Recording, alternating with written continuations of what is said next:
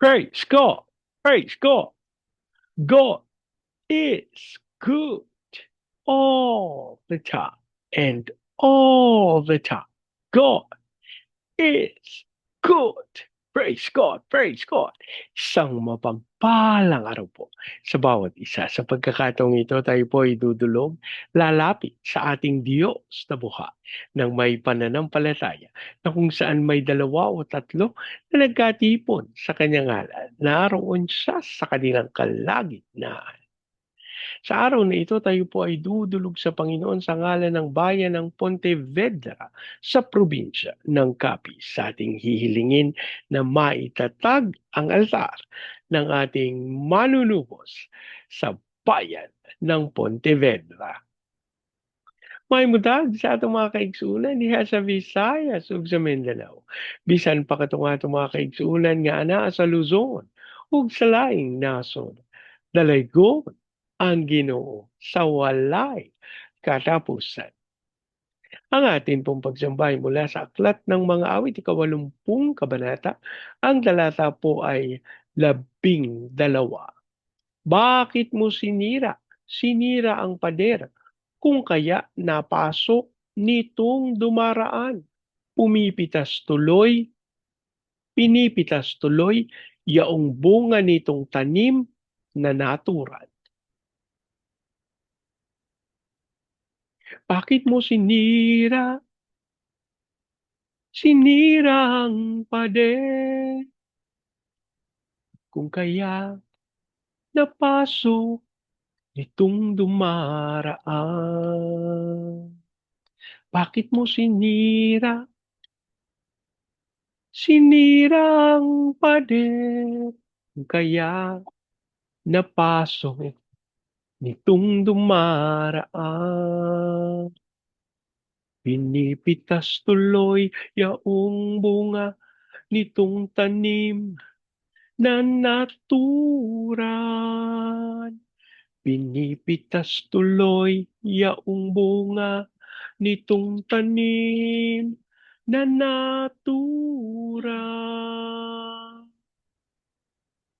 Manaming Diyos na makapangyarihan sa lahat, kami po'y nagpapasalamat sa pagkakataon na kami nagkaroon ng panahon na makadulog at makalapit sa iyong banal na harapan. Ama, kami po'y nagpapakumbaba, humihingi ng tawad sa lahat naming pagkakasala.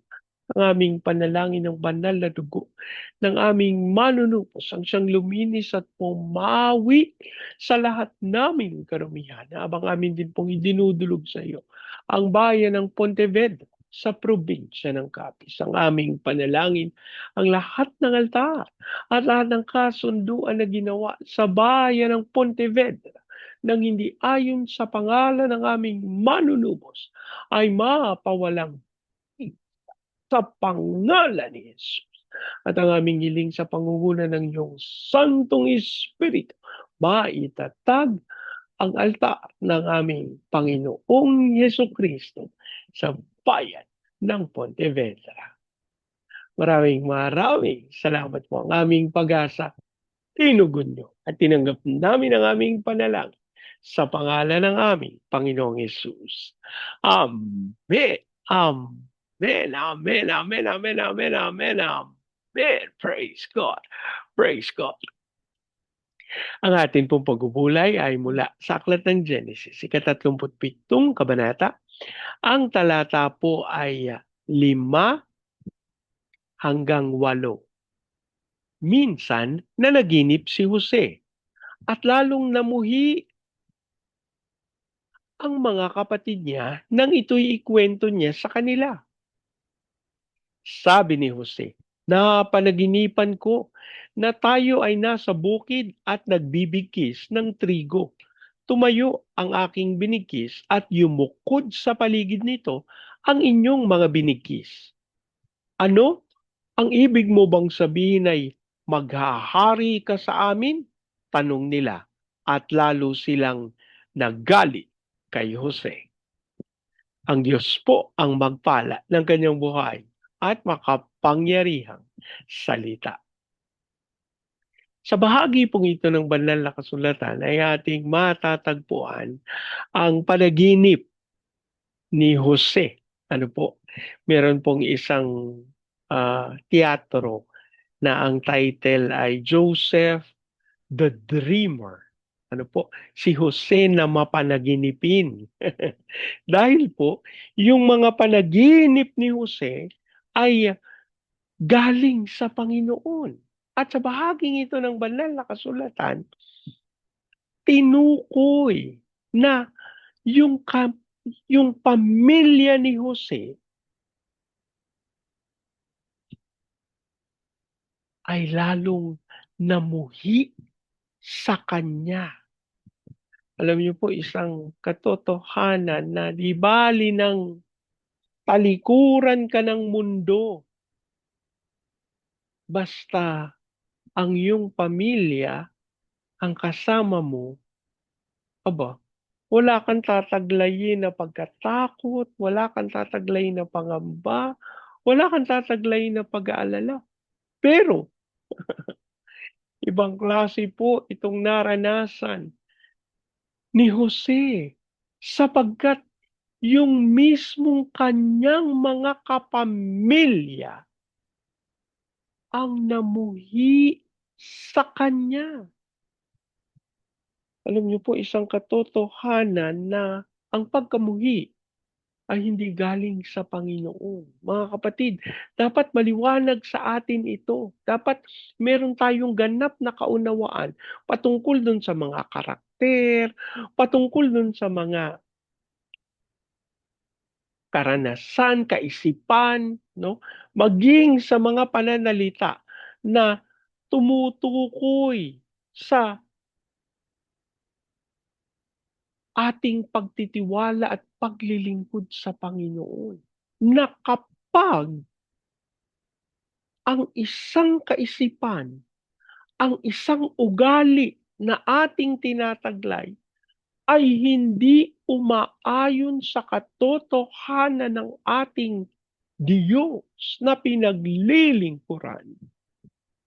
Aba, huwag na tayong magtanong kung dapat pa ba nating taglayin yung karakter at yung bagay na iyon.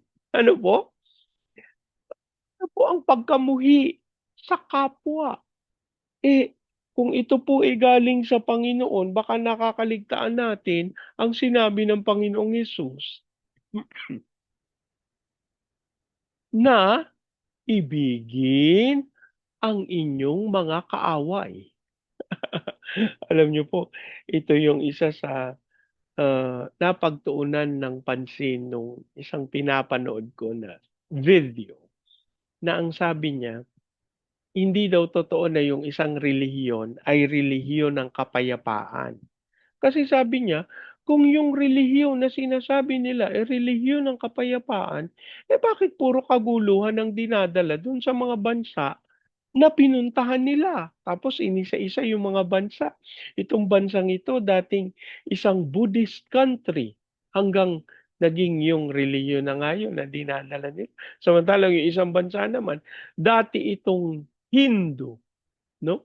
Yung isang bansa naman, dati itong Christian country. Tapos po, sinimulang ikinumpara ano yung sinabi ng tagapangunan nila, ano yung sinabi ng Panginoong Yesus. Samantalang sila ay relihiyon ng kapayapaan, no? Aba, ang sabi doon sa kanilang aklat, banal na aklat, ang sabi tipunin ang mga hindi kaayon sa kanilang pananampalataya at paslangin. Ito po ang relihiyon ng kapayapaan.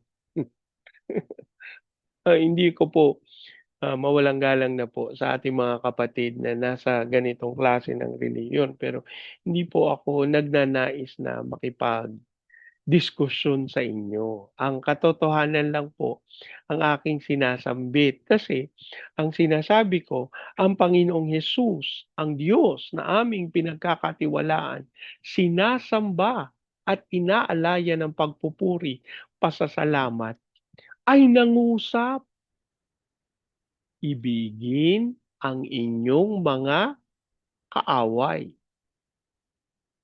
Eh, paano natin gaganapin ito kung namumuhi tayo sa ating mga kapatid? Alam niyo po, isang isang ipinagpapasalamat ko sa Panginoon ay yung katotohanang ang pagnanais ng salita ng Diyos na maging katanggap-tanggap at maaring maranasan sa kasalukuyang panahon. Alam niyo po, samantalang marami na ang nagdidebate at nagsasabi na, kasi yun namang Biblia isinulat nung unang panahon.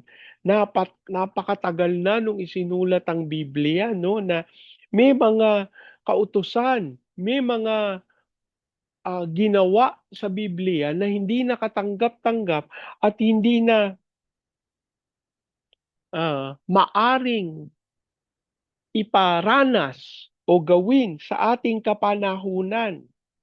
Mga kapatid, kapag siniyasat nyo ang katotohanan ng mga pinagsasasabi ng mga ayaw sa salita ng Diyos, matatagpuan nyo na hindi yan totoo. Dahil samantalang nung unang panahon pa, ginawa ang banal na kasulatan, ang prinsipyo at ang katotohanan na tinataglay nito, mga kapatid, pwede pa rin nating ganapin ngayong panahong ito at sa darating na panahon. Kasi alam nyo kung bakit? Ang Diyos na siyang tunay na author ng Biblia ay Diyos ng kahapon, siya ang Diyos ng ngayon, at siya ang Diyos ng magpakailanman. Hindi po lingid sa atin ang katotohanan na ang mga kautusan na nilalaman ng banal na kasulatan ay nagtuturo sa atin ng pagmamahal. Kahit pa nga dun sa ating mga kaaway. Tayo po ay nagpapasalamat sa Panginoon sapagkat nung kahapon po, nung isang araw pala, Martes na pala, nung linggo, yung ating tinanggap na katuruan galing sa Panginoon, pagpapatawad. At alam niyo po, isang katotohanan na samantalang maraming mga lingkod ng Diyos ang gumaganap ng kalooban ng Panginoon, ang pagpapatawad ay isang katangian na dapat tinataglay. Pero madalas nakakaligtaan, lalo na dun sa pagkakataon na nagagalit, po, may nangyari na hindi maganda, po. So, itong mga bagay na ito po yung nililiwanag natin. Ito po yung sinasabi ko na yung pagkamuhi, hindi po yan marapat na taglayin ng isang nananampalataya sa Panginoon. Kung yung hindi pagpapatawad, kung may tinataglay tayong hindi pagpapatawad, ibig sabihin, mga kapatid, magbagong buhay na tayo. Kasi hindi rin yan marapat na tinataglay ng mga nagtitiwala kay Kristo. Kaya si Jose, nung sinabi niya na napanaginipan ko, naku Diyos ko, yung kanyang mga kapatid, lalong namuhi sa kanya. No? Paano ba naman? Nagbigkis sila ng trigo, nagbibigkis sila ng trigo, pero yung kanyang binigkis na trigo, tumayo. At yung mga binigkis na trigo ng kanyang mga kapatid, yumukod sa paligid ng trigo na kanyang binigkis. Kaya ang sagot ng isang kapatid niya, ano ang ibig mong sabihin? Maghahari ka sa amin? Alam niyo po isang katotohanan, walang sino man ang gusto na mapagarian nino man. Kaya alam niyo dapat nililiwanag natin, tinanggap ba natin talaga si Kristo sa ating puso bilang Diyos at tagapagligtas? Tinataglay ba nating tunay na Panginoon ang ating Panginoong Kristo? Kasi ito pong kwento na ito, kwento to ng isang pamilya, kwento to ng magkakapatid. Pero ayaw nilang pamunuan sila nung kapatid nila. Hindi siguro naman, Bernie. Kasi si Jose, bata. Kaya siguro ayaw ng mga kapatid niya na si Jose ang mamuno sa kanila. Sino ang gusto nilang mamuno sa kanila? Yung isa sa kanilang mga panganay na sinipingan yung aliping asawa ng kanilang ama. Naku, bakit mo naman sinasabi yan, Bernie? Kasi totoo pong nangyari. At alam nyo, ito po yung isa sa ipinagpapasalamat natin sa Panginoon sapagkat sa banal na kasulatan, ayan, hindi pala kita. Okay. Sa banal na kasulatan, hindi natin maitatanggi na ang lahat ay inilimbag. Hindi natatakot ang Panginoon na ipakita na may mga tao, may mga lingkod siya, may mga sumusunod sa Kanya na nagkamali, nadulas. Pero may iba naman nagbalik loob at humingi ng tawad, no? Pero ang sinasabi lang natin dito, ang laman po ng ating banal na kasulatan, mga totoong tao. Hindi po katulad ng mga history books natin na yung ating mga heroes, yung mga national heroes natin, nagiging Diyos. Wala nang pagkakamali pagka binasa mo yung history. Wala kang makikitang kamalian. Pero hindi po yun totoo. Kasi magugulantang kayo. May bagong libro na lalabas. Yun. Sinasabi naman puro kamalian. Hindi po ganun ang banal na kasulatan. Ang banal na kasulatan po, katotohanan. Samantalang nagtataglay ito ng ah, pagpapatunay ng pagsama at pangunguna ng Panginoon, ito din po ay nagpapakita nung kahinaan ng mga tao na ginagamit ng Panginoon. Ano po? So, ang sinasabi natin, kapag ang isang nilalang ay tumanggi sa paghahari ni numan, yan po yung totoong tao. Pero, kailangan po natin ang pagkilos ng Diyos ng Panginoon sa ating buhay. Kaya kailangan nating magpakumbaba at aminin ang paghahari ng ating Panginoong Heso Kristo sa ating mga buhay. Ito pong istorya na ayaw ng mga kapatid ni Jose na siya'y manguna sa kanila. Panaginip pa lang ito, mga kapatid. Hindi pa siya totoong nanaginip pa lang siya. Pero ayaw na ng mga kapatid. Ako po naniniwala na ito pong istoryang ito paalala sa atin. Ano bang gusto natin? Ano bang gusto nating mangyari sa buhay natin? Yung kalooban ng Diyos o yung sarili nating kagustuhan? Usually, yung mga sarili nating kagustuhan, yan yung mga kagustuhan na mawalang galang na selfish. Yung gusto mo na ikaw lahat meron. Ikaw laging pinagpapala. Yung may hashtag pa na I'm blessed. Hindi naman po masama na pagpalain ng Panginoon. Pero mga kapatid, huwag nating baliwalain yung pagtutuwid din ng Panginoon. At tayo po ay naririto. Ako po ay nagpapasalamat sa Panginoon dun sa opportunity, dun sa privilege na ibinigay ng Panginoon sa akin na magpahayag ng katotohanan ng salita ng Diyos. Na samantalang tayo po ay nananalangin para sa katugunan ng pangako ng Panginoon sa ating pinakamamahal na bayan, huwag nating kakalimutan na gusto rin ng Panginoon na lumakad tayo sa katwiran na kanyang itinatag at itinalaga para sa mga nagtitiwala sa kanya. Kaya ngayon pong oras na ito po yung ating pagdidesisyonan. Ayan, magdesisyon po tayo.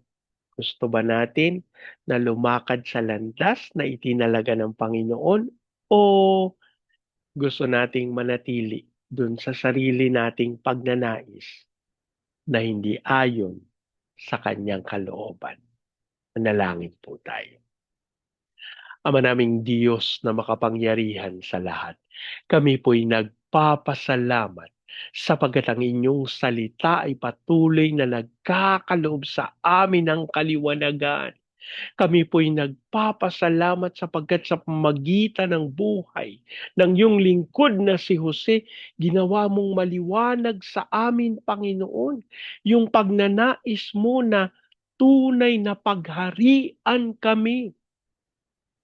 Samantalang inilantad mo rin yung katotohanan na may pagnanais ang bawat isa sa amin na hindi tanggapin ang pangunguna mo. Lord, sa oras na ito kami po'y nagpapakumbaba, humihingi ng tawad sa mga pagkakataon na iyong sinasabi sa amin na kailangan namin ng iyong pangunguna, kailangan namin ng iyong pagiging Panginoon, at ito'y aming binabaliwala.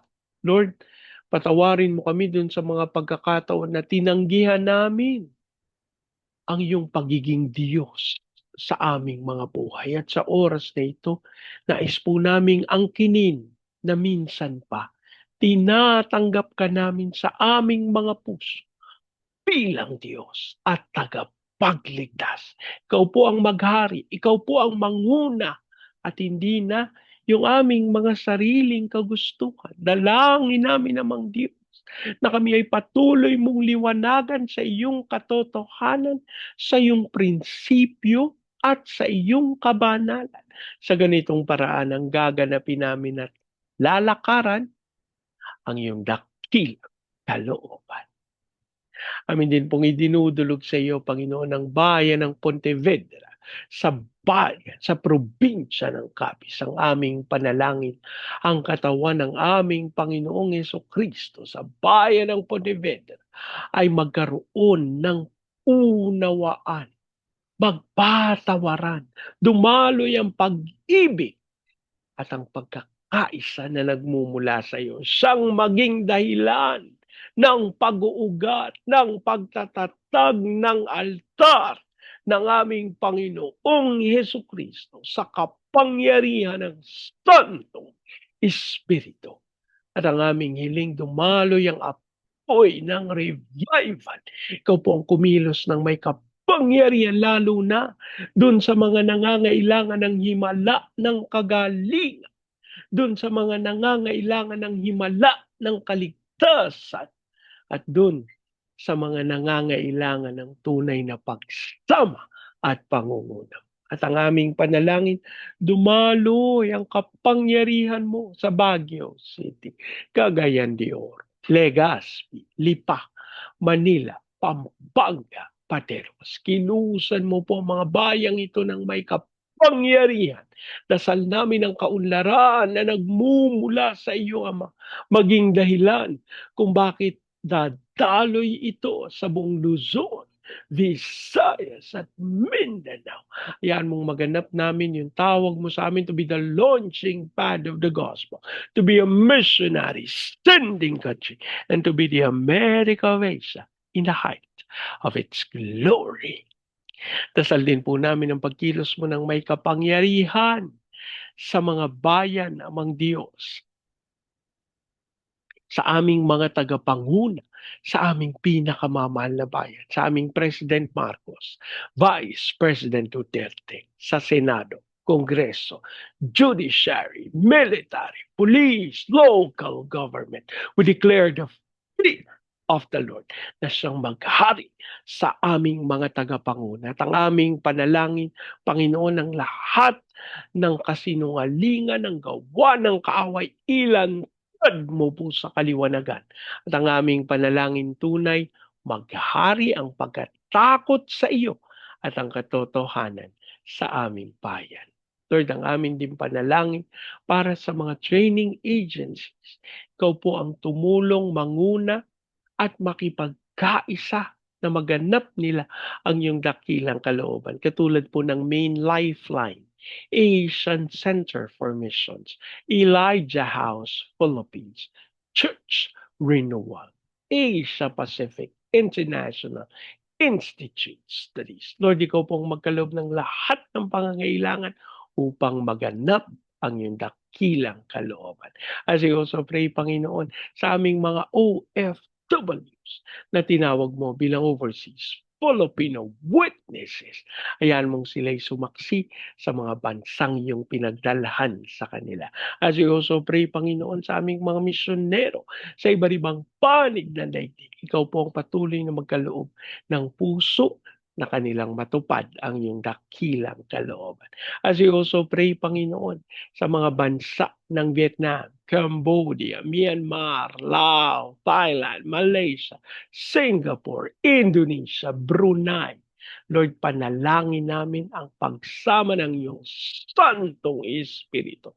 Panginoon, patuloy na siya sa atin ang mga bayang ito at ihatid ang pagsama ng apoy ng kaligtasan sa pangalan ni Jesus. Gayun din po sa Hong Kong, sa Macau, sa Taiwan. Lord, hiling namin ang iyong pangunguna ng walang katulad. Gayun din po, Panginoon, sa Japan, sa China, sa South Korea, sa North Korea, sa Brazil, sa Russia, sa Amerika. We declare the fire of revival in Jesus' name. Habang aming sinasalita ang kapayapaan sa bansang Israel. Maraming salamat po ang aming pag-asa. Tinugon niyo at tinanggap namin ang aming panalangin sa pangalan ng aming Panginoong Yesus. Amen. Amen. Amen. Amen. Amen. Amen. Amen. Praise God. Praise God. Lagi po nating tatandaan sa anumang pagsubok, problema, kahirapan, sakit, karamdaman. Tayo dudulog, lalapit, tatawag sa Panginoon dahil sa Diyos walang imposible. Sa pagkakataong ito, hayaan niyo pong salitain ko ang basbas ng Panginoon sa inyo at sa inyong sambahayan. I declare the everlasting love of the Father. I declare the unending blessings of the Son. I declare the sweet, sweet, sweet fellowship of the Holy Spirit now and forevermore. I declare this new house and that with parking, with a new vehicle, and with a flourishing business. In Jesus' name. Amen. Amen. Amen. Amen. Amen. Amen. Amen. Praise God. Praise God. Hanggang sa susunod po. Sama-sama nating ideklara, Pilipinas, God bless you big time. And so we declare, to God be all the glory in Jesus' name. Amen. Amen. Amen. Amen. Amen. Amen. Amen. Praise God. Praise God.